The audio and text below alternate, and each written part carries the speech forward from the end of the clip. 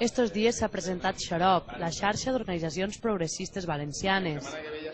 El projecte agrupa nombrosos col·lectius que treballen per millorar el nostre entorn i pretén actuar com a punt de trobada entre les diferents associacions, perquè treballen conjuntament. A nivell tecnològic defensa el software lliure i posa al servei dels seus membres els mitjans informàtics necessaris per assolir una presència major en la societat.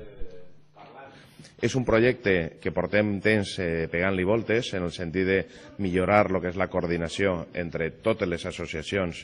organitzacions, entitats, col·lectius valencians que dia a dia treballen per millorar el seu entorn. Per tant, anem a fer un punt de trobada que ajude a difondre millor des d'una agenda progressista del País Valencià, des de conèixer-nos més un al costat de l'altre, per exemple, com és possible que la plataforma feminista no treballi directament amb les federacions d'APES,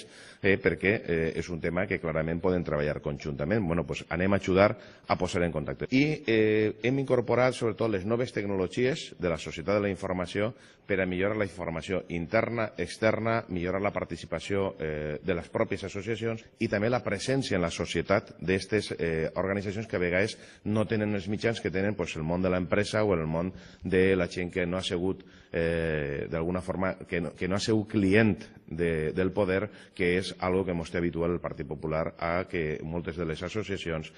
són clientelars, perquè si eres amic ho tindràs tot i si no eres amic i eres crític no tindràs res i te pot fer problemes.